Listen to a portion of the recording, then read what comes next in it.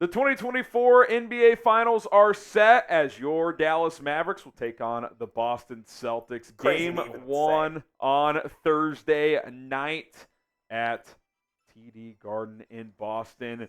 7:30 Central Time. That'll be the tip-off time for every game except for the 2 Sunday games, including Game 2. That'll be at 7 o'clock Central Time. Mavs took down the T-Wolves in 5. Celtics took down the Pacers in a sweep. And the stage is set. We're going to get into a full preview here, but first, who you got? Type DAL for the Mavericks, BOS for the Boston Celtics, as Harrison Graham and Jeffrey Cooperstein are here to get you ready for the finals. Let us know who you got winning. And here is the schedule, Coop, as every game has 2 days between it, except between games 3 and 4. That would be Wednesday the 12th and Friday the 14th.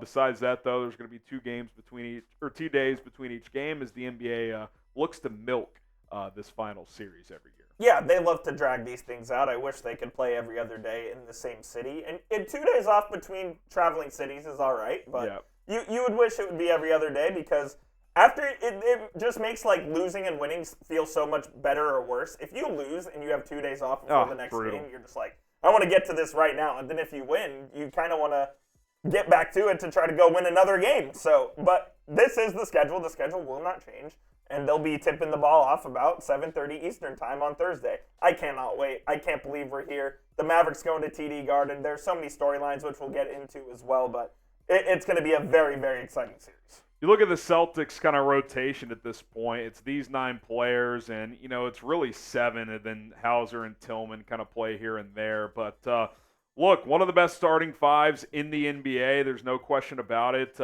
All 5 of these players, you could argue, are all-star caliber. Yep. Jayson Tatum, Jaylen Brown, they've been together for a while now. People thought they should split them up, and here they are back in the finals. They've, proven some people wrong, but they really want to finish the deal and justify keeping that pairing together. Big thing to watch here, Coop, is Kristaps Porzingis, former Mav. What's his status going to be? He has not played since Game 4 of the opening round with a calf strain, which means he's had about 5 weeks off now. Yeah, thereabout. I think he's going to play, but who knows? We know KP. He tends to take longer on these injuries. Yeah, it sounds like Joe Mazzulla said that he's progressing well and there hasn't been a setback, but does that mean he's going to play in Game 1 of the finals? I don't know. I mean, like you said, it is Porzingis, and we all know the history that's there with him. I want to see him play because I want to see the Mavs, beat the Celtics at their best, and it would be a great storyline if he did end up playing, and he's been very good for the Celtics team this year, playing at the 5. When he's out there, they play a lot of 5 out, and they really spread the floor, and that's why they're so hard to beat and why they won 64 games. Definitely something to monitor throughout, and if anything happens between now and Thursday, Game 1, we'll keep you up to date on the Porzingis status, but if I had to guess right now, I think he's missing Game 1 at least.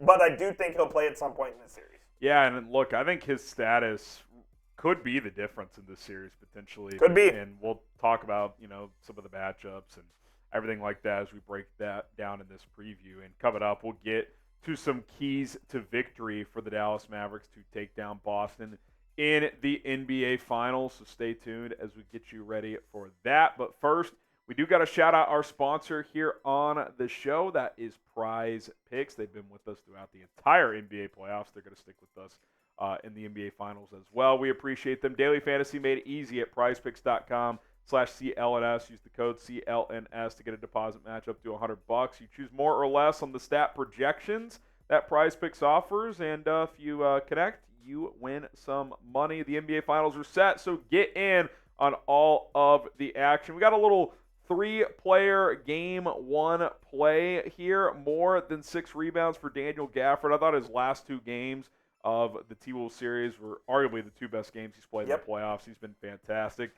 More on Derek White's points, 14.5. We're going to go less on Jayson Tatum, 27.5 points. That's one play we like. We'll certainly cook up some others as well. PrizePicks.com/CLNS. Use the code CLNS to get that deposit match up to $100 for first-time customers. That link will be in the comments and in the description.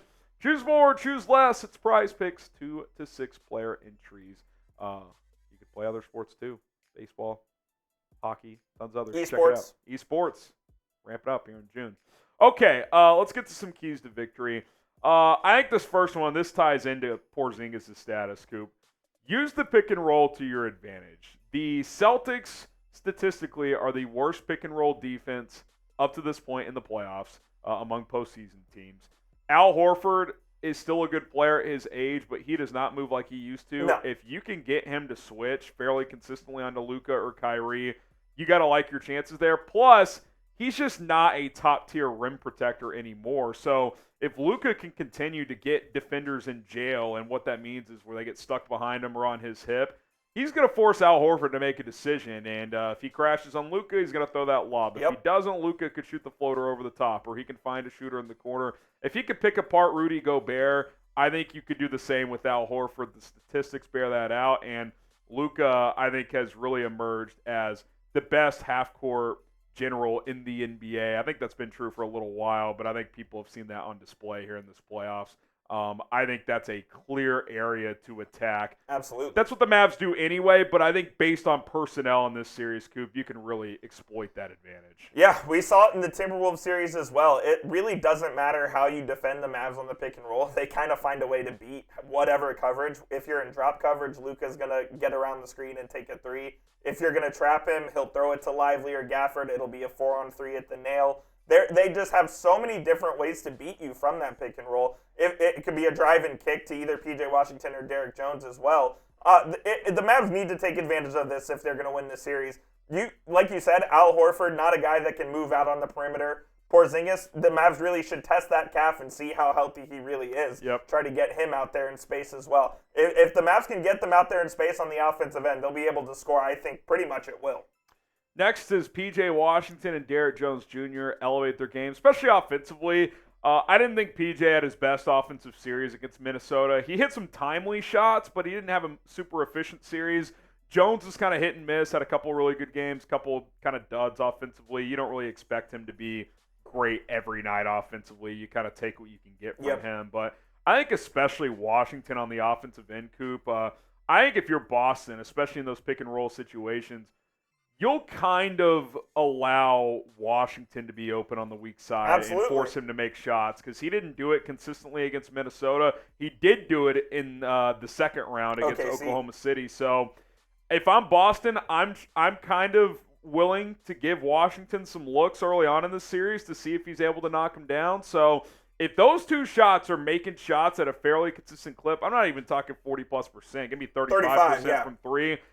That's going to be advantage Dallas because then Boston has to respect that out there, and that just widens the lane in the slashing attacks for Luka and Kyrie. I think you made a really good point. Like, they're probably going to give P.J. Washington that open shot. At least at first, right? Until he proves that he can make it with some sort of consistency because obviously Luka and Kyrie are the two big problems there on offense. And yeah, Derrick Jones and PJ have both had their moments in the postseason, but this is a different level now. I mean, this is the finals. This is the series where you have to play your absolute best basketball. So hopefully those two can elevate their games and be significant role players in this series. By the way, before we move on to the next one, I thought it was funny. I don't know if you saw it. PJ Washington went on IG Live last night.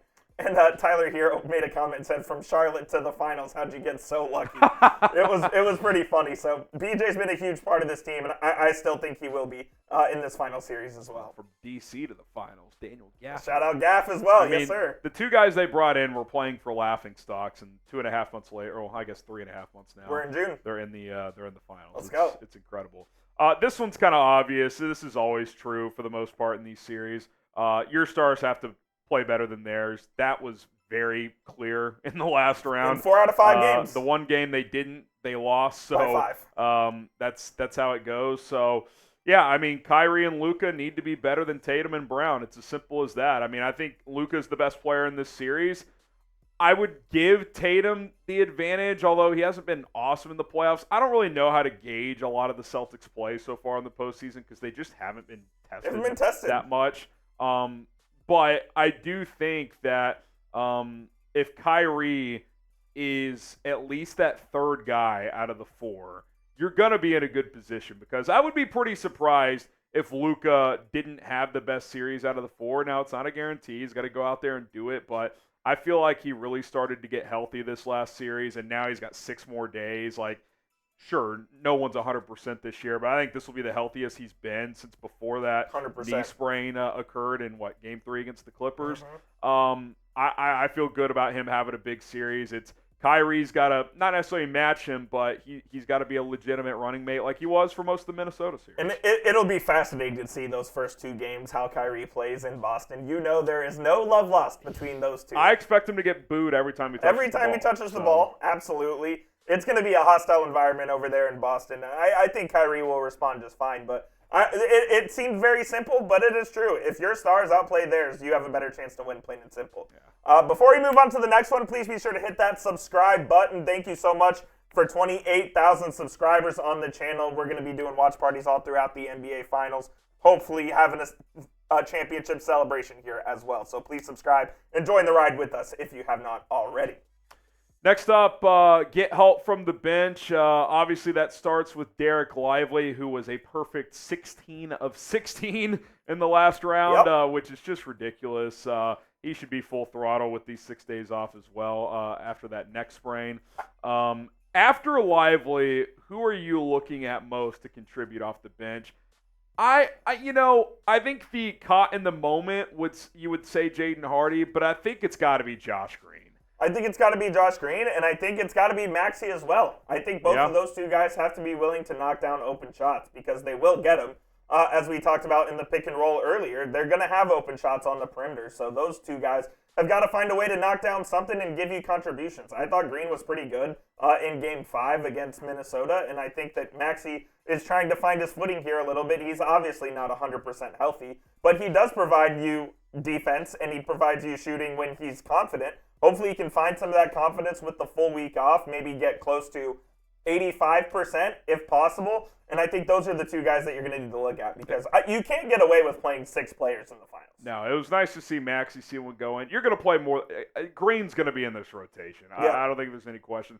The question is, for me, do they give Tim Hardaway Jr. a look in this series? Because he kind of randomly just was not in the rotation. Last 3 games. I don't remember anything glaring happening in the last game he played in. I mean, he didn't do anything. I thought he actually played decent. He didn't even take a shot, and he had 4 rebounds. Yeah. He made some winning plays. But, yeah, it'll be interesting to see if it's Jaden Hardy or if he goes back to Hardaway. I would lean Hardy at this point. I think you start with Hardy, and, the moment's not too big for this. No, There's no question about that. It doesn't mean he's going to perform, but he is not lacking confidence. So I think for now, Tim's on the outside looking into the rotation, but got to stay ready. He's a vet who's playing a lot of big games, so it wouldn't surprise me if at some point he got a look. And that kind of ties into my final key here to victory is don't get caught in the moment. I know a lot of the Mavs really haven't been in this moment before. I mean, Luka's played in some big games overseas.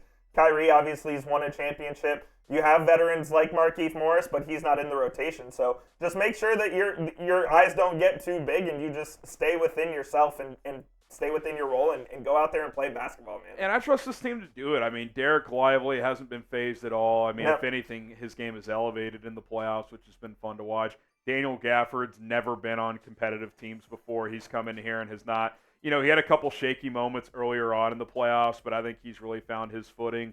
Jaden Hardy, we mentioned, he's coming there and giving you some good minutes. So I trust this team to play well. That doesn't mean there aren't going to be, poor moments in the finals. We know how this goes. It's a game of runs. That's just the sport. But and I'll say, I know I say this every series. You're playing the best team in the NBA now. I mean, they had 64 wins and they won the Eastern Conference. So it is not going to be easy. No. But I do believe that if the Mavericks can play their game and they kind of take care of all these keys, they have a hell of a chance to be lifting Larry O'Brien.